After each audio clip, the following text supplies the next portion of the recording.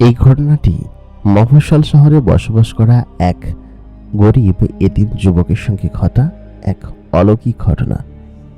সে তার পরিবারের সাপোর্ট হিসেবে দাঁড়ানোর জন্য রমজান মাসকে টার্গেট করে ইফতার বিক্রি করার জন্য শহরের ব্যস্ততম একটি গলির শেষ মাথার দিকে প্রতিনিয়ত বসত। সে প্রত্যেক দিন বাড়ি থেকে নানান ধরনের ইফতার সামগ্রী তৈরি করে এনে এখানে বসে ইফতারের আগ মুহূর্তে বিক্রি করত। তাতে তার কিছু টাকা ইনকাম হতো, কিন্তু সেই টাকা দিয়েও কেন যেন তার সংসার চলতে চাচ্ছিল না। সে অনেক মেহনত করত। রহিমের বাবা মারা গিয়েছে বেশ কয়েক বছর আগে। তারপর থেকে রহিমের জীবনে যেন এরকম কষ্টকর পরিস্থিতি প্রায় প্রতিনিয়তই আসে। সবসময় কষ্ট করেই তার জীবনযাপন করতে হয়, তবে কারোর কাছে সে কখনো হাত পাতেনি। রহিমদের বাড়ি হচ্ছে শহরের একদমই পাশের একটি গ্রামে।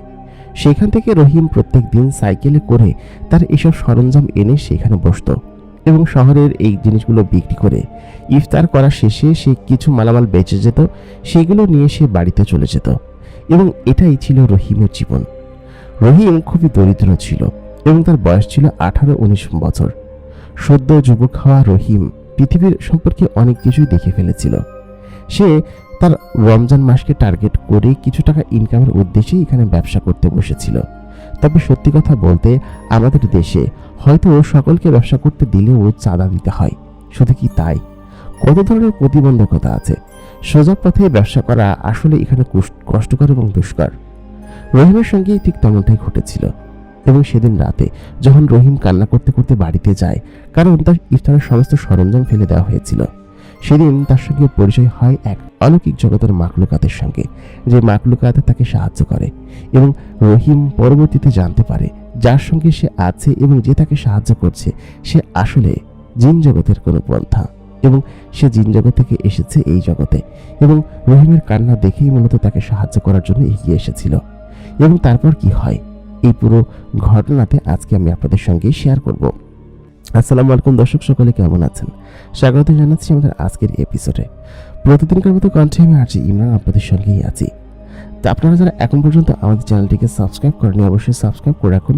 সেই সঙ্গে আমাদের এই ভিডিওতে লাইক এবং কমেন্ট করে যাবেন। তাহলে চলুন আর বেশি কথা বাড়াবো না, আমরা সরাসরি চলে যাব আমাদের আজকের এপিসোডে। আমার নাম আব্দুর রহিম, আমি গ্রামে বসবাস করি। আমার আব্বাজান মারা গিয়েছেন আজকে থেকে প্রায় 7 বছর আগে।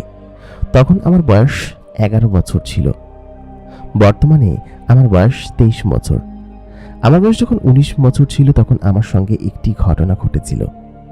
সেই রোজার মাসে আমি আমার আম্মাকে বলেছিলাম আমি ইফতার বিক্রি করব এবং সে থেকে যা লভ্যাংশ হবে তা থেকে পরিবারের কিছুটা অল্প কন্ট্রিবিউশন হবে। আমার বড় বোন যে কিনা একটা চাকরি করত এবং আমাদের দেখভাল করত। বড় বোনের তখন পর্যন্ত বিয়ে হয়নি, কিন্তু আমি নিজে বড় বোনের বিয়ে দেওয়ার জন্য উৎসুক ছিলাম, কারণ সে বড় হয়েছে, আমার থেকে 2 বছরের বড়। ওই মুহূর্তে এসে আমাদের পরিবারের জন্য কাজ করছে, আর আমি যদি এখানে একটু কন্ট্রিবিউশন করি তাহলে হয়তো বেশ ভালো হবে। সামনে রোজার মাস, এই মাসে শহরে দেখেছি অনেকেই ইফতার সামগ্রী নিয়ে বিক্রি করেন এবং বিক্রি করে সেগুলো নিয়ে বেশ ভালো একটা মুনাফা কামান। আমিও সেটা চেয়েছিলাম। আম্মাজানের কাছে কিছু টাকা চেলাম। আম্মাজান বলল টাকা কোথা থেকে আমি এনে দিব। আমি বললাম আচ্ছা ঠিক আছে, দেখি আমি কোনো কিছু ম্যানেজ করতে পারি কিনা। আম্মা শুরুতে জানতো না যে আমি এটা করব।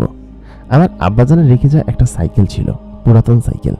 ভাবলাম সেই সাইকেলটার মধ্যে আমি এই জিনিসগুলো বিক্রি করব এবং এটা নিয়ে আমি শহরের কোনো একটা জায়গায় বসে তারপর বিক্রি করব। যেমন চিন্তা তেমন কাজ। আমি অনেকজনের কাছে টাকা অবশ্য ধার চেয়েছি, কিন্তু কেউ আমাকে টাকা ধার দেয়নি। আমি পড়াশোনা করছিলাম, তখন ইন্টারমিডিয়েট পাশ করেছি। আমি ওই সময়টাতে ভাবলাম যে এই বছর করা যায় এবং করলে বেশ ভালোই হবে। তাই চিন্তা করে বন্ধুবান্ধব কয়েকজনের কাছ থেকে কিছু টাকা ধার নিলাম, আর সেই সঙ্গে একদিন একটা জায়গায় দিনমজুরির কাজ করে কিছু অর্থ জোগান হলো। ভাবলাম সেই টাকা দিয়ে বাড়িতে এনে যদি কোনো কিছু করে তারপর শহরে গিয়ে বিক্রি করা যায় বেশ ভালোই হবে। সেই কথা চিন্তা করে আমি চলে আসলাম আমার বাড়িতে এবং আম্মাকে আমি সমস্ত কথাগুলো বললাম। আম্মা তখন বললো এই কাজ করবি তাহলে আমাকে আগে জানাবি না। আমি কিছু গচ্ছিত টাকা ছিল সেই টাকা আমি দিতাম, তুই আমাকে কিছু বলিসনি। আমি বললাম যে আম্মা তোমাকে কি বলবো, আসলে আমি তখনই চিন্তা করতে পারছিলাম না। যাই হোক সরাসরি জিনিসগুলো কিনে নিয়ে এসেছি, এগুলো যদি শহরে বিক্রি করি বেশ ভালো হবে না। তখন আম্মা বললো হ্যাঁ। আম্মা বিকালের আগে আগে আমাকে সমস্ত জিনিসগুলো ভেজে দিল এবং খুব সুন্দর হলো। আম্মা আবার ডালের বড়া, তারপরে চপ, এই জিনিসগুলো খুব ভালো বানাতে পারে। আমাদের বাড়িতে মাঝে মধ্যে বানাই, খুব ভালো লাগে। আমাদের সামান্য একটু ফসলি জমি আছে, তা থেকে মোটামুটি বেশ ভালোই ফসল হয়। আমাদের সারা বছর খেয়ে পড়ে অন্তত পরে আমরা বাঁচতে পারি, না খেয়ে নেই। আল্লাহ যেভাবেই হোক আমাদেরকে খাইয়ে রেখেছেন। যাই হোক, সেদিনকে প্রথমবারের মতো আমি আমার সাইকেলে করে বড় একটা ডেকচিতে করে বোঝাই করে সবকিছু বেঁধে নিয়ে যেতে লাগলাম এবং শহরের ওই যেখানে মূলত ইফতার বিক্রি করে সেখানে একটি ফাঁকা জায়গা দেখে আমি বসলাম। জায়গাটা ছিল ওইখানে একটি সরকারি দপ্তরের সামনের ফাঁকা জায়গা। সেখানে যখন আমি প্রথম সাইকেলটা রেখে টেবিলটা রেখে সেখানে আমি জিনিসপত্রগুলো বিক্রি করার জন্য বিছাচ্ছিলাম, ওই মুহূর্তে একজন লোক এসে আমাকে বললেন, এইখানে বসা যাবে না, এখানে বসলে টাকা দিতে হবে। আমি বললাম, এটা তো সরকারি অফিসের সামনে, টাকা দিতে হবে কিসের জন্য? আর আমি বসবো মাত্র কয়েক ঘন্টার জন্য। এখন এসেছি 4টা বাজে, আমি ইফতার পরপরই চলে যাবো এখান থেকে। আমি তার সবসময়ের জন্য বসছি না এখানে। দেখেন ভাই, আমি গরিব মানুষ, আমার সঙ্গে এরকম করবেন না। তারা কোনো কথা শোনে না, বলে কি যে আজকে বসছিস, কালকে থেকে বসতে হলে টাকা দিতে হবে, এইখানে টাকা ছাড়া কোনো কিছু চলে না।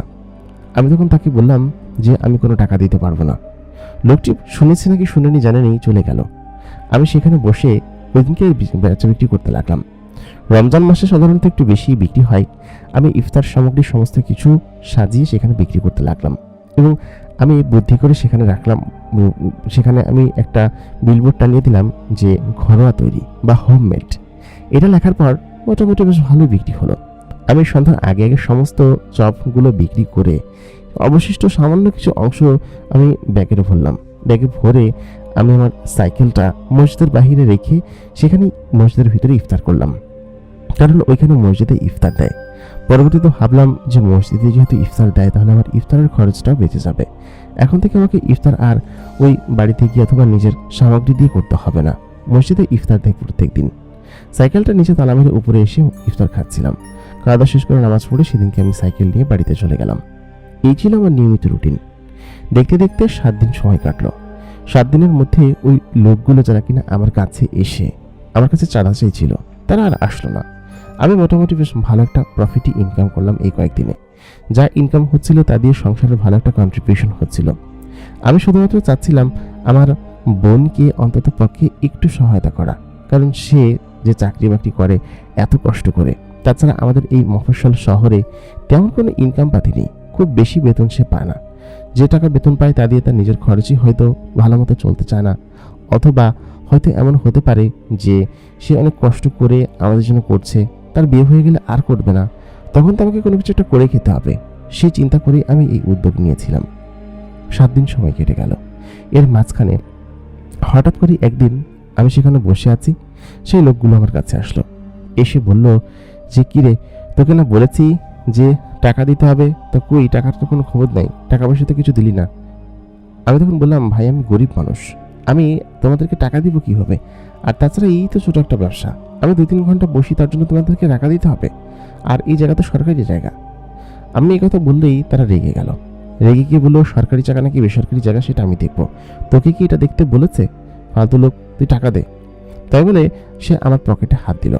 পকেটে ওই দিনকের সমস্ত বেচা বিক্রির টাকা ছিল, প্রায় 700-800 টাকার মতো হবে। আমি বললাম, কিছু টাকাগুলো নিন না। তারা বললো কি যে এগুলো নেবো মানে অবশ্যই নেবো, টাকা আরও শর্ট আছে, তুই 7 দিন বসেছিস, 1400 টাকা দিবি, এখানে 800 টাকার মতো আছে, আর যাই হোক বাকি টাকাগুলো কালকে বুঝিয়ে দিবি। এগুলো ছিল হচ্ছে আমার ওদিনকের ইনকাম বা আসল এবং মুনাফা সহ। এগুলো আমি যদি ওনাদেরকে কোনোভাবে দিয়ে দিই তাহলে পরবর্তী দিনের মুনাফা আমাকে ওঠাতে বেশ কষ্ট হয়ে যাবে এবং একটা লস হয়ে যাবে। আমি অনেক আগতি মিনতি করার পরেও তারা কথা শুনলো না, তারা সেগুলো নিয়ে গেল। যাই হোক, এরকম করে আরও 2-3 দিন সময় কাটলো। আমি ভেবেছিলাম হয়তো তারা আর আসবে না, হয়তো মানবতার খাতিরে আমাকে এটা বলবে যে তুমি এটা করো এটা করো। আমার দোকানে বেশ ভালোই বেচা বিক্রি ছিল, মায়ের হাতে তৈরি করা জিনিস। আমি ইচ্ছে করেই ওটা লাগিয়ে দিয়েছিলাম যে ঘরোয়া মায়ের হাতে জিনিস তৈরি করা জিনিস। এগুলো দেখে মানুষজন আরও বেশি কিনছিল আর কি। তো বেচা বিক্রি বেশ ভালোই হচ্ছিল। সেদিনকে বিকেল 5টার দিকে ইফতার কিছুক্ষণ পর হওয়ার কথা ছিল, তো 5টার দিকে আমি তখন সেখানে ইয়ে করে আছি, জিনিসপত্র বিক্রি করছি। তো ওই মুহূর্তে হঠাৎ করেই সেই লোকজনগুলো আবার আসে। আসার পর আমার কাছে টাকা চায়। তো আমি তাদেরকে টাকা দিতে নারাজ করে দিই এবং বলি যে না, টাকা দিব না। আশেপাশের লোকজন ওরা বোধহয় আমার বিষয়ে কমপ্লেন করেছিল। আমি যে সাইকেল নিয়ে ফিরি, আমি ওই দিনকে খুব কষ্ট পেয়েছিলাম ওদের আচরণে, কারণ ওরা আমার সমস্ত জব এবং যা কিছু ছিল সমস্ত কিছু উল্টে ফেলে দিয়েছিল। আশেপাশের সমস্ত লোকজন সেগুলো হা করে দেখছিল, কেউ কোনো কথা বলছিল না। এদের বিরুদ্ধে সম্ভবত কেউ কোনো কথা বলে না। অনেকক্ষণ পর আমি যখন হঠাৎ করেই সেদিকে তাকালাম, দেখলাম সকলে আমার দিকে তাকিয়ে আছে, আর আমি সেখানে বসে কান্না করছি। কেউ আমার দিকে তাকাচ্ছে না ফিরেও, এবং আমি খুব কষ্ট পাচ্ছিলাম ওই অবস্থায়। কারণ এই যে 10-12 দিন আমি এখানে ব্যবসা করেছি, প্রথম দিনের মুনাফা তো ওরা নিয়ে গিয়েছে 7-8 দিনের টাকা বলে। তার ওপর আবার এর মাঝখানে কিছুদিন সে আমাকে এত পরিমাণ বিরক্ত করেছে। আমি আসলে এসব নিয়ে খুবই আপসেট ছিলাম। আমি খুব কান্না করছিলাম ওই দিনকে। আমি আমার বড় বোনকে ফোন দিয়ে যে বলবো, সেই সাহসটুকু আমার হচ্ছিল না, আর আমার নিজের কাছে তখন ফোনও ছিল না। আমি ওই অবস্থায় ওখান থেকে ওই জিনিসগুলো তুলে নিয়ে সাইকেলে ভরে বাড়িতে চলে আসার জন্য ওইখান থেকে বের হই। কিন্তু আজকে বাড়িতে যাবো কীভাবে? আমি আম্মাকেও বা কী বলবো যে আজকেও টাকা নিয়ে গিয়েছে। এর আগের দিন যে টাকাগুলো নিয়ে গিয়েছে সেই টাকাগুলো সম্পর্কে আমি আম্মাকে কিছুই জানাইনি। তবে আজকে আমি যে এই কথাটা আম্মাকে বলতে যাব, তো আম্মা তখন আমাকে কি বলবে যে এরকমটা কেন করে এসেছি? আমার এই ব্যবসার করা হচ্ছে না। ভাবলাম আজকে বাড়িতেই যাব না। অনেকক্ষণ আমাদের মফস্বল শহরের যে বাড়ি যাওয়ার যে রাস্তা আছে, সেই রাস্তার ধারে একটি বট গাছের তলায়, আসলে জায়গাটা বেশ শুনশান, এবং এটা মূল যে হাইওয়ে রাস্তা আছে তার পাশে একটি ওষুধ গাছ আছে, তার নিচে একটি ছোট্ট ছাউনি ঘর আছে কৃষকদের জন্য, পাশে একটা টিউবওয়েল আছে। ভাবলাম যে আজকে এখানে কিছুক্ষণ বিশ্রাম করি, আমার আর বাড়িতে যেতে ভালো লাগছে না। বাড়িতে গেলে কি বা কি মনে করবে আমার আম্মা, নিশ্চয়ই বকাঝকা করবে। এই যে পুঁজির টাকা নষ্ট করেছি, এমনকি আম্মা আমাকে কিছু টাকা দিয়েছিল, সেই টাকাগুলো আমি নষ্ট করেছি। সব মিলিয়ে আসলে আমার যে কি হবে আমি সেটাই বুঝতে পারছিলাম না। সেখানে বসে রইলাম আমি সাইকেলটা থামিয়ে। আমার খুব কান্না পাচ্ছিল। আমি ওই বয়সে কান্না করতে লাগলাম, এবং এত পরিমাণ খারাপ লাগছিল, কান্না করতে করতে প্রায় আমি চোখ ফুলিয়ে ফেলেছিলাম। সেই গাছের নিচে বসে আমি তখন কান্না করতে লাগলাম। আমি বেশ খানিকক্ষণ কান্না করতে করতে সেখানে সবে চোখের মাত্র পানি মুছেছি। ঠিক সেই মুহূর্তে মাঠের মধ্যে থেকে সাদা জুব্বা পরা কোনো একটা মহিলা মানুষ উপরের দিকে উঠে আসলেন। আমি প্রথমে বুঝতে পারিনি সে একটা মহিলা। সে যখন উপরের দিকে উঠে আসলো, আমার দিকে তাকিয়ে বলল, কি হয়েছে বাবা তোমার? মহিলাটি মাঝ বয়সী, আমার দিকে তাকিয়ে আছে। আমি তখন বললাম, আপনি কে? আপনি এত রাতে এই ভিতর থেকে কোত্থেকে আসলেন, মাঠের মধ্যে থেকে? মহিলাটি তখন বলল, এদিক দিয়ে আমি মাঝে মধ্যেই যাই, কিন্তু আজকে হঠাৎ করে তোমাকে এখানে কান্না করতে দেখে আমি তোমার কাছে এগিয়ে আসলাম। কি হয়েছে তোমার? তখন আমি বললাম যে আমার আসলে হয়েছে, এবং আমাকে এরকম ভাবে ওই লোকজনগুলো ঠকিয়েছে, এবং আমার টাকা পয়সা সব কেড়ে রেখে দিয়েছে। আজকে তো আমার মালামালগুলো ফেলেও দিয়েছে, পাশাপাশি যে জিনিসগুলো বিক্রি করেছিলাম সেই টাকাও নিয়ে গিয়েছে। আমি আসলে কি করবো বুঝতে পারছি না। ওই লোকগুলোর অতিষ্ঠতায় আমি বিক্রি করতে পারছি না কোনো কিছু। এই রোজা রমজানের মাসে মানুষজন এরকম ভাবে চাঁদাবাজি করতে আসে। আমার আসলে খুব খারাপ অবস্থা। আমি আমার মায়ের কথা বললাম, বড় বোনের কথা বললাম, বাড়িতে ছোট বোনের আছে সেই কথা বললাম। সব মিলে আমাদের দারিদ্রের অবস্থা তাকে বোঝালাম। মহিলাটি যখন আমার সঙ্গে কথা বলছিল, তখনই তার পেছন পেছন হিজাব পরিহিত একটি মেয়ে আমার সামনে এসে দাঁড়ায়। মেয়েটি আমার বয়সী, মুখে হিজাব পরা, খালি চোখ দুটো দেখা যাচ্ছে। মেয়েটি তার মাকে আরবি ভাষায় কোনো একটা কথা বলল, আমি বুঝতে পারলাম না। তারপর ওই মহিলাটিও কোনো একটা ভাষায় ওই মেয়েটির সঙ্গে কথা বলতে লাগলো। মেয়েটি আমার দিকে তাকালো, আমি মেয়েটির দিকে তাকিয়ে আছি একদম সোজা চোখে। তার চোখগুলো জলজল করছিল। অন্ধকারের মধ্যে খুব ভালো কোনো কিছু বোঝা যাচ্ছিল না। আসলে মহিলাটি যখন এসেছিল তখন আমি ভালো ভয়ই পেয়েছি। মেয়েটিকে আমি দেখতে পাচ্ছিলাম না, তবে আমার হাতে যে আলোটা ছিল সেটা আমি হালকা জ্বালিয়ে তাকে যতটুকু দেখতে পেয়েছি ততটুকুই দেখেছি। খুবই সামান্য পরিমাণ আলো ছিল। মহিলাটি তখন বললেন, আলো বন্ধ করো। আমি আলোটা নিভিয়ে ফেললাম। ওই মুহূর্তে সেই মহিলাটি আবার বললেন, তোমার এই অবস্থা আমি বুঝতে পেরেছি। আচ্ছা ঠিক আছে, শোনো, আগামীকালকে সন্ধ্যার দিকে তুমি এখানে এসো। তুমি আজকেও তোমার ওই জিনিসগুলো, মানে আগামীকালকেও তোমার ওই জিনিসগুলো বানিয়ে তুমি বাড়িতে যাবে, এবং সেখান থেকে জিনিসগুলো বানিয়ে তুমি ওইখানে যাবে। আগামীকালকে তুমি এখানে যাওয়ার পথে আমাকে এখানে দাঁড়িও। আজকে তো দেরি হয়ে গিয়েছে, আমাদের যেতে হবে। কালকে আমি তোমাকে এটার উপকার বা এটার যে প্রতিকার সেটা আমি তোমাকে দিব, ঠিক আছে? এখন আমি যাই। তাই বলে সেই মহিলাটি আমার সামনে থেকে চলে গেল। সঙ্গে তার মেয়ে ছিল, সম্ভবত, আমি আন্দাজ করেছি। মেয়েটি আমার বয়সী, তার চোখ দুটো এত চমৎকার এবং সুন্দর, তার দিকে তাকিয়ে আমি কিছুক্ষণের জন্য যেন নিজের চোখ থেকে, নিজের শরীর থেকে বেরিয়ে গিয়েছিলাম। আমি এরকম সুন্দর চোখ এর আগে কখনো দেখি নাই। ওইখান থেকে আমি তখন বাড়ির দিকে চলে আসলাম। আম্মা বলল, কি এত দেরি করলি কিসের জন্য? আমি বললাম যে আজকে কিছু বন্ধুদের সঙ্গে দেখা হয়েছিল, ওরা মিলে ইফতার করলো, গল্পগুজব করলাম, এই আস্তে আস্তে দেরি হয়ে গেল। বাড়িতেও আজকে মিথ্যা কথা বললাম। আম্মা আমার কাছে টাকা চাইলো। আমি বললাম যে আম্মা, টাকা তো আমার কাছে এখন আপাতত নেই, আমি দিচ্ছি কিছুক্ষণ পরে, হিসাব পাতি তখনও করিনি। আম্মা বললো, আচ্ছা ঠিক আছে, আর টাকা নিয়ে তুমি কি করবা? আমি কালকে জিনিসপাতি কিনতে যাব। এই কথা বলে আম্মা আমার দিকে তাকালো এবং বলল, জিনিসপাতি কিছুই নেই, যা আছে অল্প কিছু হবে। আমি বললাম, কালকে একবারে কিনে নিয়ে আসবো, তুমি আপাতত যা আছে তা দিয়ে কালকে বানিয়ে দিও, ঠিক আছে? আম্মা বললো, আচ্ছা ঠিক আছে। অল্প পরিমাণে সামান ছিল, সেই সামান দিয়ে পরবর্তী দিন আমার মা সেই জিনিসগুলো বানিয়ে দিলেন, যে জিনিসগুলো প্রতিদিন তিনি আমাকে ইফতারে বিক্রি করার জন্য বানিয়ে দেন। আমি ওদিনকে ওই অবস্থায় ওই যে জিনিসগুলো ছিল সাইকেল ভর্তি করে নিয়ে যাই এবং নিয়ে গিয়ে সেখানে বিক্রি করতে থাকি। অনেকক্ষণ ভালো ভালো বিক্রি করছিলাম। ওই মুহূর্তে হঠাৎ করেই সেই লোকগুলো আবার আমার কাছে আসে, এসে বলে যে তোর সাহস তো কম নয়, তুই টাকা দিস না, আবার এখানে এসে বিক্রি করছিস। আমি তখন তাদের সঙ্গে এক প্রকার জোর জবরদস্তি করতে লাগলাম। ওইখানে যে লোকজন ছিল তারা এগিয়ে এসে বলল যে তোরা সকলের কাছ থেকে টাকা নিস, ভালো কথা, এই একটা বাচ্চা ছেলে এখানে কাজ করতে আসছে, তুই ওকে এরকম ভাবেই করছিস, কিসের জন্য, ছেড়ে দে। তাই বলতে আশেপাশের সকল লোকজনকে ওরা বন্দুক দেখিয়ে একদম ভয় দেখালো, বললো একদম ফুটো করে দিব।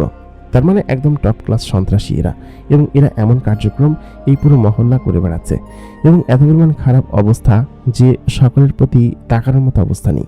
সকলে কিছুক্ষণ তাকিয়ে থেকে তারপর এখান থেকে চলে গেল। লোকগুলো আমার দোকান থেকে সমস্ত জিনিসপত্রগুলো আবার ফেলে দিল এবং তারা নিয়ে সেগুলো খেতে শুরু করলো। দেখে বোঝা যাচ্ছিল যে তারা রোজা নেই। দেখতে দেখতে পুরো রোজা পার হয়ে গিয়েছে এবং এর মধ্যে আমি একদিনও শান্তিমতো ব্যবসা করতে পারিনি। আমি যদি নিয়মিত ব্যবসা করতে পারতাম তাহলে হয়তো আমার কিছু লভ্যাংশ আসতো, তবে এনার জন্য আমি সেটাও করতে পারছি না। লভ্যাংশ তো দূরের কথা, আমি নিজে খেয়ে পরে বাঁচতে পারছি না, বরঞ্চ আমার লস হচ্ছে। আমি যতটুকু বিক্রি করেছিলাম সেই টাকা নিয়ে তারা সেখান থেকে চলে গেল। আমি ওদিনকে মন খারাপ করে সাইকেলটা নিয়ে ওই জিনিসপত্রগুলো ওইখানে ফেলে রেখেই বাড়ির দিকে চলে আসলাম, কারণ আমি জানি যে ওই জিনিসগুলো এনে আমার লাভ কি, আমি যদি ব্যবসায় না করতে পারি। খুব রাগ করেছিলাম। বাড়ির দিকে যখন আসছিলাম আমি গতকালকে সেই মহিলার কথা দিব্যি ভুলে গেলাম। মহিলাটি আমাকে পথিমধ্যে আটকালেন। একটা শুনশান রাস্তা, ওদিক দিয়ে আসছিলাম, আর সাইকেল চালিয়ে নয় বরঞ্চ সাইকেল ঠেলে আসছিলাম, কারণ সাইকেলের চেনটাও তখন ছিঁড়ে গিয়েছিল। আসলে যখন খারাপ সময় আসে তখন সাদা কাপড় দিয়েই রং বের হয়। মহিলাটি আমার দিকে তাকালেন, সঙ্গে তার সেই মেয়েটি ছিল। আজকে তার পরনে সাদা ধবধবে বোরকা, আর কি এরকম বোরকা এর আগে আমি কখনো দেখি নাই। মহিলাটি আমার দিকে তাকিয়ে বললেন যে, কি ব্যাপার আব্দুর রহিম, তুমি কোথায় যাচ্ছ?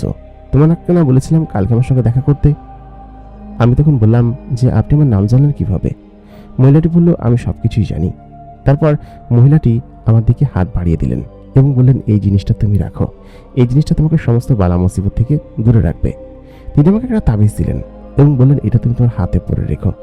তারপর আমাকে বলল যে, তুমি আজকে বাড়িতে ফিরে যাও, বাড়িতে গিয়ে দেখবে তোমার রান্নাঘরে আনাজপাতি পৌঁছে গিয়েছে। আমি তখন বললাম, কিন্তু আমি পেছনে তাকিয়ে দেখলাম মহিলাটি এবং সেই মেয়েটি সেখানে নেই। আমি সঙ্গে সঙ্গে ভয় পেয়ে গেলাম, কারণ এমনটা কি হতে পারে যে কেউ হঠাৎ করে এখানে ছিল আর গায়েব হয়ে গিয়েছে। আমি খানিকটা ভয় পেলাম। ওই অবস্থায় আমি যখন সাইকেলটা টান দিলাম আমি দেখলাম আমার সাইকেলের চেন ঠিক হয়ে গিয়েছে। সাইকেলের চেনটা ছেঁড়া ছিল, আমি চালানোর চেষ্টা করেছি, দেখেছি হয় না, কিন্তু এরকম অবস্থায় মহিলাটি কই গেল গায়েব হয়ে, আর সাইকেলের চেনও বা ঠিক হয়ে গেল কিভাবে? আমি তখন সাইকেলটা চালাতে শুরু করলাম। সাইকেলের গতি আগে থেকে বেশ ভালো হয়ে গিয়েছিল এবং এত সুন্দর স্মুথভাবে চলছিল, আমি একটু ভয়ও পেয়েছিলাম। ভয়তে তখন আমি বাড়িতে চলে আসলাম। বাড়িতে এসে আমি যখন মায়ের কাছে গেলাম, মা তখন বললো যে, তুই এসে কখন এগুলো রেখে গিয়েছিস? আমি বললাম, কোনগুলো মা?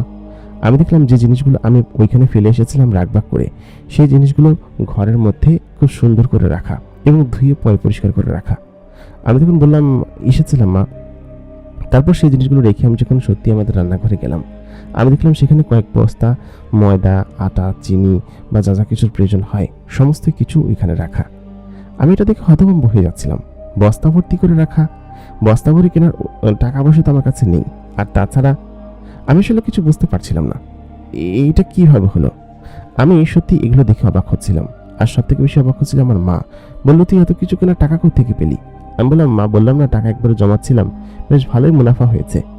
মাকে আমি তখনও কোনো কিছু বলিনি। আমার বোনও এসে বলছিল যে ভালোই ব্যবসা আগাচ্ছে তাহলে। আমি বললাম হ্যাঁ, ব্যবসা বেশ ভালো আগাচ্ছে। যাই হোক, তখন 15 রোজা পার হয়ে গিয়েছে। এই অবস্থায় বাকি জিনিসপত্র দিয়ে আর কতই বা ইনকাম হবে? ইনকাম হওয়ার তো ফ্যাক্ট না, মূল বিষয় হচ্ছে ওই লোকগুলো এসে যদি আবার আমার দোকানে কালকে হানা দেয় তাহলে তো খুব খারাপ হয়ে যাবে।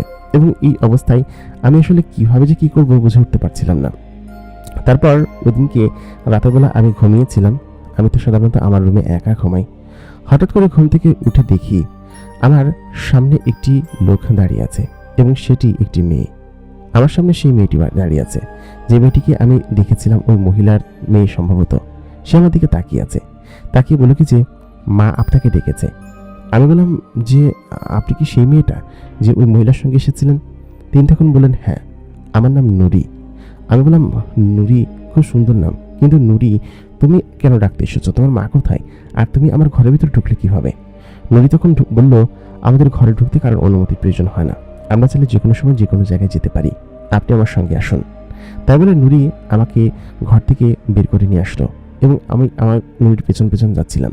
খানিকটা পথ যেতেই নুরি আমাকে নিয়ে গেল আমাদের গ্রামের মাঝ বরাবর একটি ছোট্ট গাছ আছে, বট গাছ আছে ছোট্ট, সেটির গাছপালা এবং ডালপালাগুলো নিচের দিকে বেয়ে পড়েছে।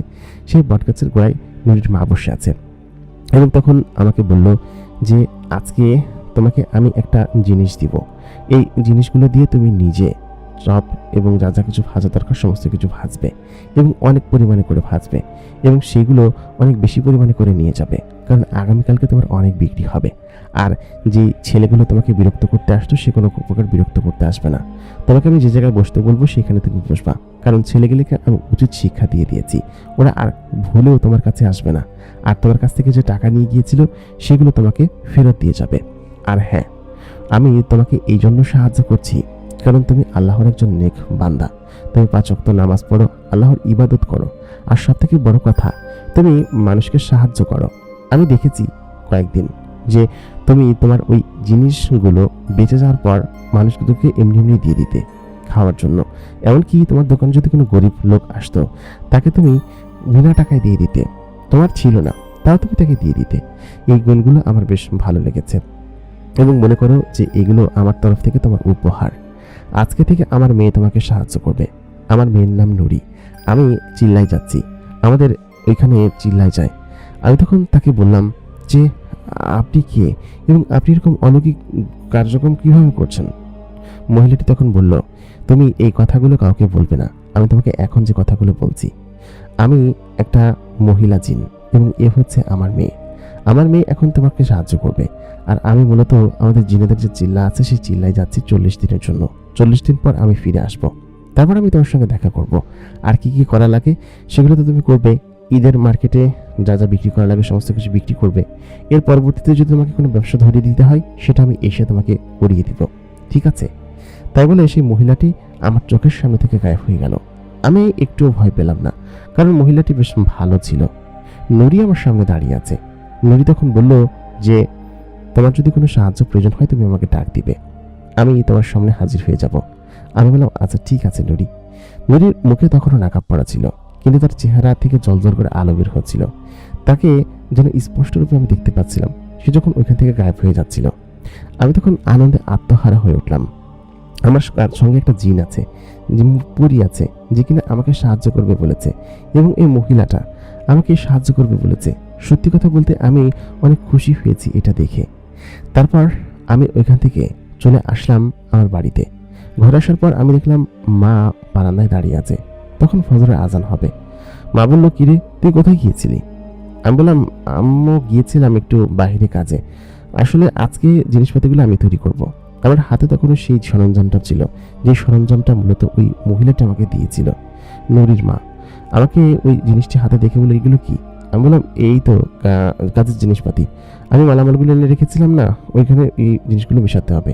আর কালকে আমরা একসঙ্গে কাজ করব, কালকে অনেক মালামাল বানাতে হবে, ঠিক আছে?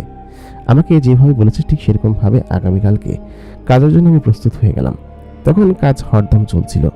আমি প্রায় অনেক জিনিসপাতিগুলো ভাজতে শুরু করলাম, বিশেষ করে বুন্দিয়া, মিষ্টি, তারপরে চপ, যা যা কিছু প্রয়োজন হয় সমস্ত জিনিসপাতিগুলো ভাজছিলাম।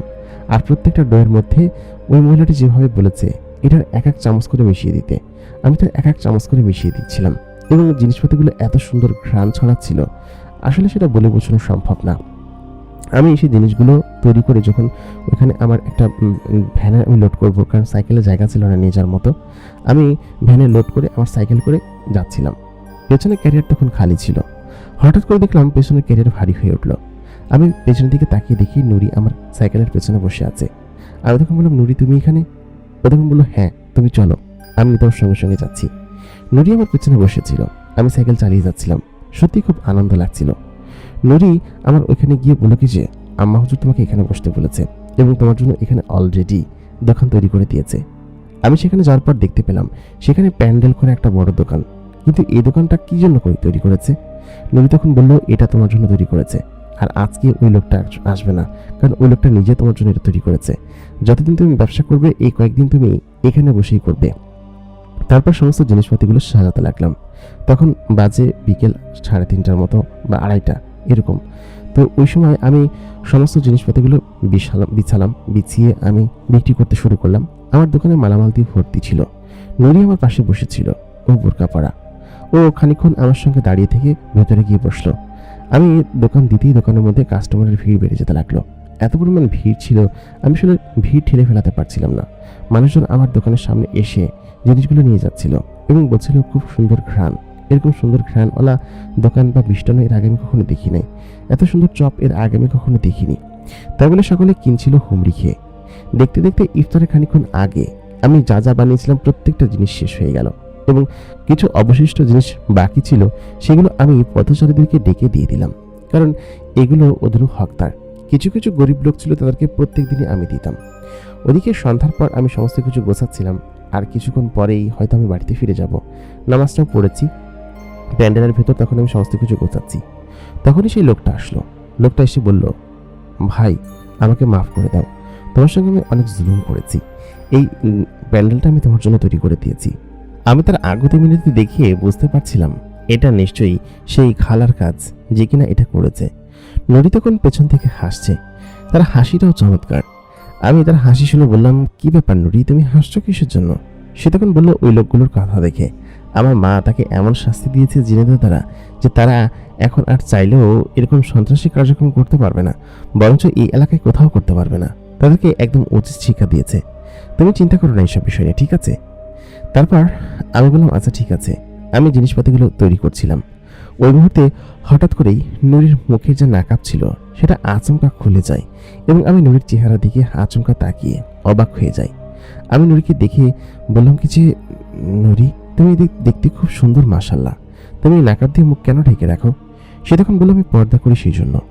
তারপর সঙ্গে সঙ্গে সে পর্দাটা উঠিয়ে নিল, বলল, আমাকে তুমি দেখে ফেলেছো? আমি বললাম, হ্যাঁ, তুমি দেখতে খুব সুন্দরী এবং খুব মায়াবতী। সেখানে একটা লজ্জা পেল। জিনিসপাতিগুলো আমি ওইখানে রেখে সাইকেলটা নিয়ে নুরির সঙ্গে হেঁটে হেঁটে বাড়িতে ফিরছিলাম। আমি বললাম, তোমার আম্মাজান যে চিল্লাই গিয়েছেন, কবে আসবেন তিনি? তারপর নুরি বলল, 40 দিন পরে আসবে। যাই হোক, তোমার ব্যবসা কিন্তু বেশ ভালোই হয়েছে আজকে। আগামীকালকেও ঠিক একই উপায়ে তুমি এই জিনিসগুলো করবে, ঠিক আছে? তারপর নুরি আমাকে বাড়ি পর্যন্ত এগিয়ে দিয়ে সে চলে গেল। নুরির শরীরে আলাদা রকম একটা ঘ্রাণ আছে। প্রত্যেক মানুষের শরীরে একটা ঘ্রাণ থাকে, জিনেদের মধ্যে থাকে একটা অন্যরকম পারফিউম, যা কিনা প্রত্যেক জিনেরা জন্মগতভাবে নিয়ে জন্মগ্রহণ করে। ভালো জিনেরা, খারাপ জিন না। এটা আমাকে নুরি বলেছে। বেশ খানিকক্ষণ তার সঙ্গে হেঁটে বাড়িতে ফেরার পর কেন যেন আমাকে আজকে নুরির চেহারা ঘুমাতে দিচ্ছিল না। তার চেহারা আমার চোখের সামনে বারবার হাসছিল এবং এমনভাবে হাসছিল যে আমি আসলে সেই চেহারা কোনোভাবে চোখ থেকে সরাতে পারছিলাম না। অনেকক্ষণ আমি আমার নিজের ওই চেহারার দিকে তাকিয়ে অবাক হয়ে রইলাম, আর কি ঘুম আসছিল না। তারপর কখন যে ঘুমিয়ে পড়লাম। পরদিন সকালবেলা ঘুম ভেঙে আমি নুরির কথাই মনে করছিলাম, নুরি কখন আসবে। নামাজ পড়ে রাস্তা দিয়ে ফিরবো, ঠিক তখনই দেখলাম নুরি রাস্তার মাঝখানে দাঁড়িয়ে আছে। আমি তখন বললাম, নুরি তুমি ঘুমাও না? তুমি যে এখন এই যে ঘুরে ফিরে বেড়াচ্ছ? নুরি তখন বললো, আমরা দিনের বেলা ঘুমাই, এই যে এখন যাব গিয়ে ঘুমাবো। আমি বললাম, কিন্তু তুমি এখানে কিসের জন্য? ও তখন বললো, এই তোমার সঙ্গে দেখা করতে এসেছি। আসলে তোমার কথা মনে পড়ছিল, সেই জন্য তোমার সঙ্গে দেখা করতে এসেছি। নুরি আমার দিকে তাকিয়ে আছে। আমি এবং ও বাড়ি পর্যন্ত হেঁটে আসলাম। তারপর ও খানিকটা আমার দিকে তাকিয়ে তারপর এখান থেকে চলে গেল হঠাৎ করে, কোনো কথা না বলে। আমি বুঝতে পারলাম না কি বলতে এসেছিল। যাই হোক, দুপুরের পর থেকে আমরা জিনিসগুলো বানাতে শুরু করি এবং আজকেও ওইগুলো তৈরি করতে লাগলাম। যেহেতু রোজার মাস ছিল, এবং প্রত্যেক দিন একই রকমভাবে আমরা ব্যবসা চালাতে লাগলাম এবং আমাদের ব্যবসা বাণিজ্য এত বেশি বাড়তে লাগলো, মাত্র দেখতে দেখতে 7 দিনের মধ্যেই আমাদের ওই যে সরঞ্জাম ছিল প্রত্যেকটা সরঞ্জাম ওখানে শেষ হয়ে গেল। 7 দিন পরে যখন আমি ওখানে আবার তৈরি করতে গেলাম, দেখলাম একই পরিমাণ আটা এবং বস্তা, ময়দা, তারপর যা যা কিছু প্রয়োজন হয় সমস্ত সরঞ্জাম আবার পুনরায় এখানে চলে এসেছে। আমার হাতে তখন অনেকগুলো টাকা চলে এসেছিল। এত টাকা আমি এর আগে একসঙ্গে কখনো হাতে নিইনি। আব্বা মারা যাওয়ার আগে আমরা খুব শান্তিতে বসবাস করতাম। দিন আনতাম, দিন খেতাম, যাই আনতাম তা খেয়ে আমরা হয়তো বেঁচে থাকতাম। কিন্তু এই যাওয়ার পর থেকে এমন পরিস্থিতি হয়েছিল যে আমাদের ওই আর কি এতিম থাকলে যা হয়, কিন্তু এই প্রথমবার এরকম করে স্বাবলম্বীভাবে এতগুলো টাকার মালিক আমি হলাম। প্রায় অনেকগুলো টাকা আমার হাতে এসেছিল। আমি মাকে বললাম, আম্মা অনেক টাকা আমার হাতে এসেছে, এবার ঈদে তোদের জন্য ভালো শপিং করে দিব। মূলত আমার বড় বোন ছিল, তার বিয়ের কথাবার্তা চলছিল, বেশ কয়েকটা সম্বন্ধও এসেছিল। আমি জানি না যে এই টাকাগুলো বড় বোনের বিয়ের জন্য কিভাবে কাজে লেগে যাবে।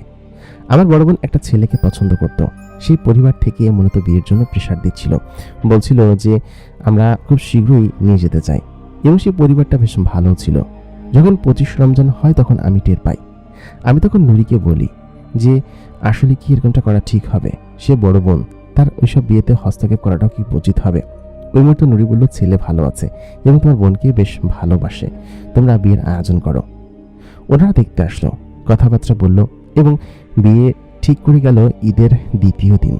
আমি বেশ খুশি ছিলাম ওই দিনকে, কারণ খুশির সীমানা না থাকারই কথা। বোনের বিয়ে হচ্ছে, ব্যবসা বাণিজ্য বড় হচ্ছে, তবে রোজার পরে কি করবো সেটাই আমি ভেবে উঠতে পারছিলাম না। 25 রমজান পার হয়ে গিয়েছে। ওই দিনকে ভাবলাম যে আজকে বেচা বিক্রি শেষ করে নুরিকে নিয়ে একটু মার্কেটে যাব। ও একটা পড়ি, ও নিশ্চয়ই ওদের জগতের জিনিসপাতিগুলো কেনে, আমাদের এখানে জিনিসপাতিগুলো কেনে না। নুরি যখন আমার সঙ্গে একা একা দেখা করে তখন তার মুখে হিজাব থাকে না, কারণ সে বলেছে যে তুমি তো আমাকে দেখেই ফেলেছো, তাহলে এখন কিসের জন্য আমি আমার চেহারাগুলো তোমাকে দেখিয়ে না দেখিয়ে বেড়াবো, এটাই ওই কথা বলতো। এবং ততদিনে আমি এবং নুরি বেশ ভালো একটা বন্ধু হয়ে উঠেছিলাম। আমি জানি না কিসের জন্য সেই খালা, জিন খালা নুরিকে আমার কাছে দিয়ে গিয়েছিল, তবে আমি একটু একটু করে নুরির প্রেমে পড়ে যাচ্ছিলাম, যেটা কিনা আমার জন্য হুমকি স্বরূপ। খালা যদি বিষয়টা জানতে পারে তাহলে সে কি ভাববে। সে আমার উপকার করলো আর আমি তার মেয়ের প্রেমে পড়ে গেলাম। নুরি আমার প্রেমে পড়েছে কিনা আমি জানি না, তবে ওদিনকে আমি নুরিকে নিয়ে চলে গেলাম মার্কেটে জিনিসপাতি কেনার জন্য। নুরি আমার সঙ্গেই ছিল। ওদিনকে আবার নুরি হিজাব ছাড়াই এসেছে, বোরকা ছাড়াই এসেছে, আমি ওকে সেটাই বলেছিলাম। সুন্দর একটা গোলাপি জামা পরা। ও ওদিনকে সন্ধ্যার দিকে আমি যখন ওকে আসতে বললাম, ও এসে আমার সামনে দাঁড়িয়ে আছে। আমি ওকে দেখে হতবাক হয়ে যাচ্ছিলাম, কারণ ওকে দেখতে একদম চাঁদের মতো সুন্দর লাগছিল, চাঁদের মতো যেন ফুটেছিল। নুরি আসলে খুব ফর্সা, এর আগে ওকে এরকমভাবে কখনো দেখিনি। ওর হাত একদম দুধের মতো ফর্সা, ওরকম ফর্সা না যে একদম সাদা বিদেশিদের মতো, বরং সে একদম মানানসই সুন্দর ফর্সা, যা কিনা দেখতেও খুব সুন্দর লাগে। ও আমার দিকে তাকিয়ে আছে, বলল, কি দেখছো? আমি বললাম, তোমাকে দেখছি। কেউ যে এত সুন্দর হতে পারে সেটা তোমাকে না দেখলে সত্যি আমি বিশ্বাস করতাম না। আমি সত্যি খুব আনন্দিত তোমাকে দেখে। নুরি তখন আমাকে বলল, ধুরো কি বলছো, চলো। তাই বলে নুরি আমাকে নিয়ে গেল ওর যে মার্কেট অঞ্চলে, মূলত হচ্ছে আমি যেখানে ওকে নিয়ে যাব, ও আমাকে সাথে করে নিয়ে গেল এবং বলল, এখানে কয়েকটা জামা আমার পছন্দ হয়েছে, আমাকে এই জিনিসগুলো কিনে দাও। আমি মানুষের সঙ্গে কথা বলতে পারি না বলে এখানে আসতে পারিনি, ভাবছিলাম তুমি কবে নিয়ে আসো, তবে আমার বিশ্বাস ছিল যে তুমি আমাকে নিয়ে আসবে। নুরিকে নিয়ে আমি সেই দোকানে গেলাম। ও পছন্দ করে সেই জিনিসগুলো কিনলো। বেশ অদ্ভুত আচরণ করছিল ওইখানে, কিন্তু দোকানদাররা অদ্ভুতভাবে তাকালেও আমি সেটাকে সামলে নিই। কয়েকটা জামা কিনে আমি ওইখান থেকে বাইরে বের হলাম। প্রচুর লোকজনের ভিড় ছিল। নুরির সঙ্গে সঙ্গেই আমার হাতটা শক্ত করে ধরে ফেললো। নুরির হাতটা এত পরিমাণ নরম ছিল যে ওর হাত ধরেই আমি যেন আমার নিজের মধ্যে থেকে বাহিরে বের হয়ে গেলাম, এবং ও আমাকে এমনভাবে শক্ত করে পাশ থেকে জড়িয়ে ধরলো, কারণ হচ্ছে ও মানুষজন দেখে ভয় পাচ্ছিল। আমি তখন ওকে প্রায় আমার কাছাকাছি রেখে পেছন থেকে ধরে সামনে থেকে মানুষগুলো ক্লিয়ার করে আমি ওকে সোজা ওইখান থেকে বের করে নিয়ে আসলাম। ও খুব ভয় পেয়ে ছিটকে ছিল। তারপর হঠাৎ করে বাইরে এসে আমাকে এমনভাবে জড়িয়ে ধরলো, কারণ বাইরে আসার সঙ্গে সঙ্গে একদল কুকুর ওকে দেখে ঘেউ ঘেউ করছিল। ও আমাকে সঙ্গে সঙ্গে এমনভাবে জড়িয়ে ধরে যে আমি নিজেই খানিকটা লজ্জা পেয়ে যাই। নুরির শরীরের প্রত্যেকটা অংশ এত পরিমাণ নরম যেন মনে হচ্ছিল মোমের পুতুল। ও আমাকে জড়িয়ে ধরার পর আমি তখন এত পরিমাণ লজ্জা পাই। আমার মাথায় তখন টুপি এবং পরনে পাঞ্জাবি পরা। ও আমার দিকে এরকমভাবে ধরে আছে। আশেপাশের কেউ ওকে দেখতে পাচ্ছে না, কারণ ও অদৃশ্য হয়ে গিয়েছে তখনই। আমি তখন বললাম, নুরি, ওগুলো সামান্য কুকুর, আমি তাড়িয়ে দিয়েছি, তাকাও দিকে। ও ও আমার দিকে তাকিয়ে লজ্জা পেল। লজ্জা পেয়ে তখন ব্যাগটা নিয়ে ওইখানেই আমার চোখের সামনে থেকে গায়েব হয়ে গেল। আমি জানি না কেন গায়েব হয়েছে, তবে বুঝতে পেরেছি যে হয়তো লজ্জা পেয়েছে। তারপর আমি ওই অবস্থায় বাড়িতে চলে আসলাম। আমি জানতাম যে নুরি আজকে আর আসবে না। ও ভয় পেয়েছে প্লাস লজ্জাও পেয়েছে। আমি ওইখান থেকে বাড়িতে চলে আসলাম। আমি এতদিনে ওকে কেন যেন আমার মন থেকে একদম ভালোবাসতে শুরু করেছি। আমি জানি না এটা কিসের অনুভূতি, তবে ও না থাকলে আমার কাছে কেন যেন ভালো লাগতো না, কেমন খারাপ লাগতো। আমি আসলে বিষয়টা কীভাবে যে বলে বোঝাই সেটা আমি নিজেও বুঝতে পারছিলাম না। সময় গড়াতে লাগলো। আমি নিজে ওইখান থেকে হেঁটে বাড়ির উদ্দেশ্যে যখন আসলাম, এসে আমি বাড়িতে খাওয়া দাওয়া করে বাড়িতে এসে ঘুমালাম। রাত তখন মধ্যরাত। হঠাৎ করে আমার ঘুম ভেঙে গেল। ঘুম ভেঙে আমি আচমকা তাকিয়ে দেখি আমার চোখের সামনে নুরি সেই জামা পরে দাঁড়িয়ে আছে। তার শরীরে টিউবলাইটের মতো আলো জ্বলছে এবং সেই আলো জ্বলা অবস্থায় সে যখন আমার দিকে তাকালো, আমি দেখলাম যেন আকাশের চাঁদ আমার ঘরে নেমে এসেছে, জমিনে পদার্পণ হয়েছে। নুরি আমাকে বলল, কেমন লাগছে দেখে বলো তো। আমি বললাম, খুব সুন্দর লাগছে, তোমারই তো ঈদ। ও তখন বললো, মজা করো না, বলো কেমন লাগছে।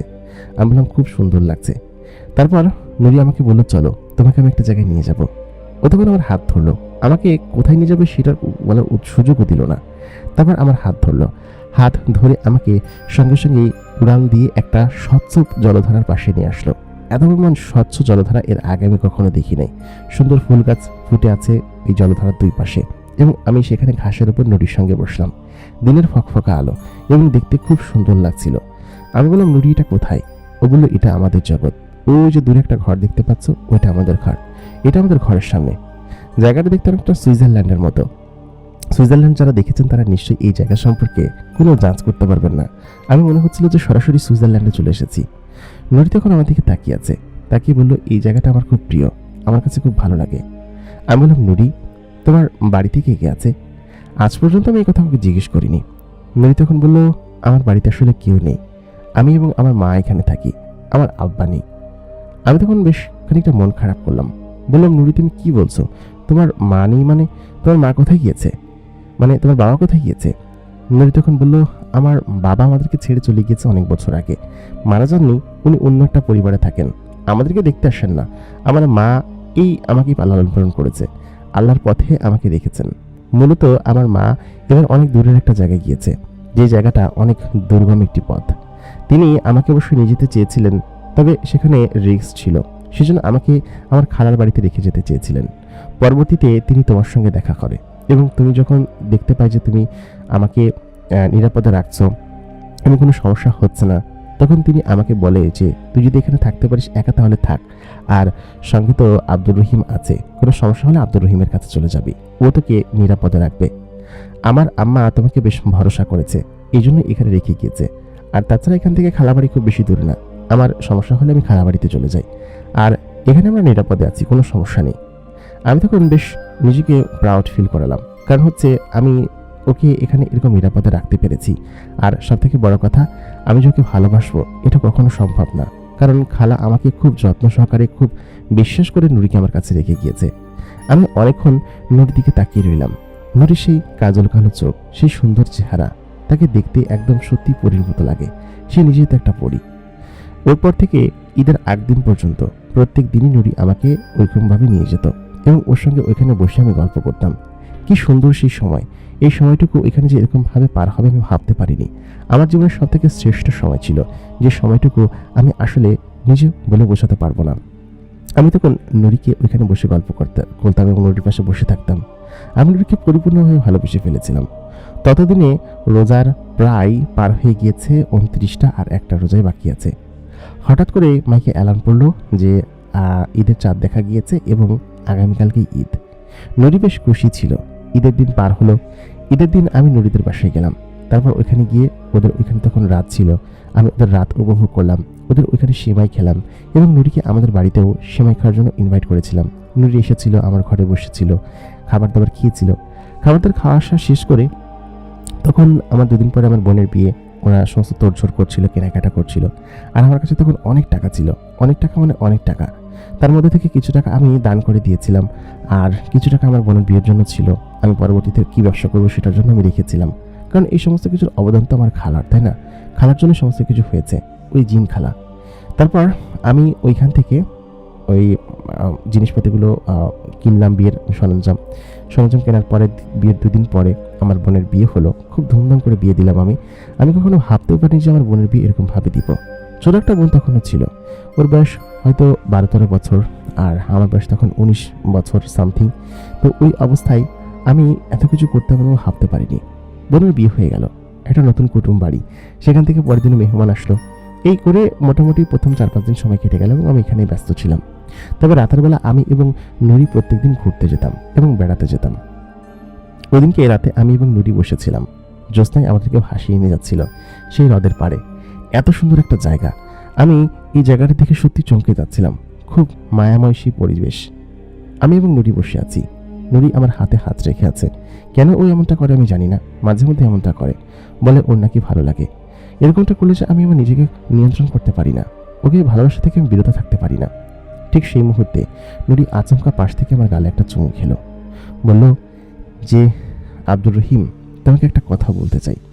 আমি বললাম, কিন্তু তুমি এমনটা কেন করলে? নুরি তখন বলল, এমনটা করেছি কারণ আমি তোমাকে ভালোবেসে ফেলেছি। এই কথা শোনার পর আমি তখন বললাম, নুরি, এটা মোটেই উচিত না। তুমি দেখো, তোমার আম্মিজান আমাকে আমার উপর ভরসা করে রেখে গিয়েছে, আর তাছাড়া আমি তোমার সঙ্গে এরকম কোনো কিছু করতে পারি না, করলে নিশ্চয়ই তার ভরসা ভঙ্গ করা হবে। নুরি তখন বলল, না না, এরকমটা কোনো কিছু করা হবে না, তুমি দয়া করে এরকমটা ভুল বুঝো না। আমি তখন বললাম, দেখো নুরি, তুমি এরকমটা বললো না আমার কাছে। আমরা দুজন খুব ভালো বন্ধু, একত্রে থাকি, ঠিক আছে, কিন্তু তাই বলে তুমি আমাকে এরকম ভাবে? নুরি তখন আমাকে বললো, তুমি আমাকে ভালোবাসো না, সত্যি করে বলো। আমি তখন বললাম, না, এরকমটা তুমি ভাবার দরকার নেই। তোমার মা আমার উপর ভরসা করে তোমাকে রেখে গিয়েছে, এই মুহূর্তে আমি তোমার সঙ্গে এরকম কোনো কিছু করতে পারি না। ততদিনে প্রায় 40 দিনের কাছাকাছি পার হয়ে গিয়েছে, আর কয়েকদিন পরে হয়তো ওর মা ফিরে আসবে, মায়ের চিল্লা শেষ হয়ে যাবে। ওই মুহূর্তে হঠাৎ করেই আমার হাত ধরে নুরি আমাকে বলল যে, তুমি সত্যি করে আমার মাথায় হাত দিয়ে বলো তুমি আমাকে ভালোবাসো না। আমি বললাম, আমি এটা করতে পারবো না নুরি, তুমি আমাকে এরকম অনুরোধ করো না। নুরি তখন জোর করে আমাকে চুমু খেতে লাগলো। আমি তখন তাকে সরিয়ে দিলাম, বললাম, তুমি এরকমটা করো না। নুরি আমার থেকে শক্তিশালী এবং তার মধ্যে বিশেষ ক্ষমতা আছে, আমি সেটা জানি। আমার উপর জোর জবরদস্তি করতে লাগলো। আমি বললাম, কিন্তু দেখো নুরি, এরকমটা করা ঠিক না। তোমার মা ফিরে আসুক, তারপর আমি বিবেচনা করে দেখবো। তুমি এখন আমাকে বাড়িতে নামিয়ে দিয়ে আসো। নুরি আমার সামনে কান্না করছিল। আমি তখন ওর মাথায় হাত দিয়ে বললাম, এরকমটা করো না। ওগুলো বলতে বলতেই হঠাৎ করে সেখানে তার মা এসে উপস্থিত হলো। আমি তখন খালাকে সালাম দিলাম, বললাম, খালা আসসালামু আলাইকুম। তিনি বললেন যে, কেমন আছো আব্দুর রহিম? আমি বললাম, আলহামদুলিল্লাহ ভালো আছি, আপনার জন্য অপেক্ষা করছিলাম। আর নুরি এখানে ভয় পাচ্ছিল একা একা, সেজন্য আমি ওর সঙ্গে এসেছি। তখন খালা বলল কি যে, আমিই বলেছি তোমাকে এখানে নিয়ে আসতে, আর তাছাড়া নুরিকে তুমি এই কয়েকদিন নিরাপদে রেখেছো, তার জন্য আমি বেশ খুশি হয়েছি। ওই মুহূর্তে হঠাৎ করেই খালামা বলে উঠল, আব্দুর রহিম শোনো। আমি বললাম, জি খালামা বলেন। তখন আব্দুর রহিম মানে আমাকে সে বলল, তুমি আমার পরীক্ষায় পাশ করেছো এবং তুমি সত্যি আমার মেয়ের জামাই হবার যোগ্যতা অর্জন করেছো। আমি তখন ঢোক গিলে বললাম, আপনি কি বলছেন, আমি কিছু বুঝতে পারছি না। খালাম্মা তখন বললেন, দেখো আব্দুর রহিম, আমি তোমার পরীক্ষা নিচ্ছিলাম, আর তোমাদের দুজনেরই পরীক্ষা নিচ্ছিলাম, কিন্তু আমার মেয়ে সেই পরীক্ষায় ফেল করেছে। আমি দেখতে চাচ্ছিলাম তুমি আমার বিশ্বাসের মর্যাদা কতটুকু রাখতে পারো। আর আমার মেয়ে, আমি যা শিখিয়ে দিয়েছিলাম তা হয়তো করতে পারেনি, কিন্তু বদলে তোমাকে ভালোবেসে ফেলেছে সত্যি সত্যি। আমি ওকে অভিনয় করতে বলেছিলাম, কিন্তু সেই অভিনয়ের ফলাফল যে এরকমটা হবে, আমার মেয়ে তোমাকে বরঞ্চ বেশি ভালোবেসে ফেলেছে, আর তুমি আমার বিশ্বাসের মর্যাদা দিতে পেরেছো। আমি যখন ওদিনকে ওই পথ ধরে আসছিলাম, তখন আমি তোমাকে সত্যি সত্যি এখানে কান্না করতে দেখি এবং তোমার কাছে গিয়ে আমি তোমাকে সাহায্য করার চেষ্টা করি, কিন্তু তারপর থেকে আমি তোমাকে অবজার্ভ করতে থাকি। আমি সত্যি সত্যি চিল্লাই গিয়েছিলাম এবং যেখানে গিয়েছিলাম সেখান থেকে আমি ফিরে আসি আরও বেশ কিছুদিন আগে। আসার পর আমি দেখছিলাম যে আসলে তোমরা কি করো, বা আমার মেয়েটা তোমার প্রতি কি করে, আর তুমি আমার বিশ্বাসের মর্যাদা ঠিক কতখানি রাখো। তারপর থেকে আমি তোমার উপর নজর রাখছি এবং তুমি আমার পরীক্ষায় পাশ করেছো। সত্যি কথা বলতে তুমি সত্যি একজন সৎ, নেক এবং ন্যায়পরায়ণ মানুষ, যা কিনা আমি খুঁজছিলাম আমার মেয়ের জন্য অনেক বছর ধরে। এরকম একজন জিন আমি খুঁজছিলাম, তবে জিন তো আমি পাইনি, তোমাকে পেয়েছি। আমার মেয়ের বাবা নেই, ওরা আমাকে ছেড়ে অনেক বছর আগে চলে গিয়েছে। আমরা এখানে থাকি। আমি চাচ্ছিলাম তোমার মতো একজন ভালো ছেলে, যে কিনা আমার মেয়েকে আগলে রাখবে এবং ভালোবাসবে। তুমি তো আমার মেয়েকে ভালোবাসো, তাই না? আমি তখন সত্যিটা বলে দিলাম, হ্যাঁ খালা, আমি নুরিকে অনেক বেশি ভালোবাসি, কিন্তু সত্যি কথা বলতে এটা আমি কখনো স্বীকার করতাম না যদি না তুমি আমাকে এই কথাগুলো বলতে। তখন নুরির মা আমাকে বলল, আমি জানতাম আব্দুর রহিম তুমি একজন সৎ মানুষ এবং সৎ মানুষের জয় সবসময় হয়। আমি নুরির সঙ্গে তোমাকে বিয়ে দিতে চাই। ওই মুহূর্তে নুরি তখন খুশি হয়ে আমাকে শক্ত করে জড়িয়ে ধরলো। আমি জানতামও না যে ও এরকমটা করবে। এমনভাবে জড়িয়ে ধরেছে যে আমি নিজেই খানিকটা অবাক হয়ে গিয়েছি। তারপর ও আমাকে বলল যে, আম্মা তুমি এখান থেকে যাও, ওর বিচার আছে। তাই বলে খালাম্মা সেখান থেকে চলে গেল। আমি তখন নুরিকে শক্ত করে জড়িয়ে ধরলাম। জড়িয়ে ধরে পরে বললাম যে, আমি তো তোমাকে ভালোবাসি, কিন্তু সত্যি কথা বলতে খালাম্মার এই ভয়তে আমি এটা করিনি। তাছাড়া না হলে আমি করতাম। আমি আমার জীবনের চাইতে তোমাকে বেশি ভালোবাসি। ওই মুহূর্তে নুরি আমাকে বলল যে, তোমাকে দিচ্ছি, আমার কাছে তুমি আসবা না। সেই থেকে নুরির সঙ্গে আমার ভালোবাসার সম্পর্ক শুরু হলো এবং এর বেশ কয়েক মাস পর আমি এবং নুরি বিয়ে করে ফেলি এবং তারপর থেকেই আমরা একত্রে আছি। আমি এখানে থাকি, ওর ওইখানে যাই। খালাম্মা আমার সঙ্গে দেখা করে। এমনকি আমার পরিবারের সঙ্গে খালাম্মার বেশ ভালো একটা যোগসূত্র হয়ে গিয়েছে। এখন আমি নিজেও তাকে আম্মা বলি। আম্মার সঙ্গেও তার পরিচয় আছে এবং এটা শুধুমাত্র আমাদের পরিবার কেন্দ্রিক বিষয়। সেই বছর ইফতার বিক্রি করা কেন্দ্র করে এরকম একটি ঘটনা ঘটবে আমি ভাবতে পারিনি। তারপর থেকে আমি ওইখানে একটি বড় খাবারের দোকান দিই এবং আমার খাবারের দোকানে প্রায় অসংখ্য লোকজন প্রতিনিয়ত ফ্রিতে খাবার খায় এবং ওই যে আমি সবসময় চেষ্টা করি মানুষকে সেবা দেওয়ার, এবং এটাই আমার একমাত্র লক্ষ্য। নুরি আমাকে খুব বেশি ভালোবাসে। আমাকে কখনো সে কাজ ছাড়া করতে চায় না, সবসময় আমাকে তার বগল দাবা করে রাখে। প্রিয় দর্শক, আমাদের আজকের ঘটনাটি এই পর্যন্তই ছিল। আশা করি ঘটনাটি আপনাদের কাছে ভালো লেগেছে। ভালো লাগলে অবশ্যই লাইক করবেন, কমেন্ট করবেন, শেয়ার করবেন। সেই সঙ্গে আপনি আমাদের চ্যানেল নতুন হয়ে থাকলে অবশ্যই চ্যানেলটিকে সাবস্ক্রাইব করে পাশে থাকা বেল নোটিফিকেশন অন করে দিবেন, যাতে করে নতুন ভিডিও নোটিফিকেশন সবার আগে পেয়ে যান। ধন্যবাদ সবাইকে।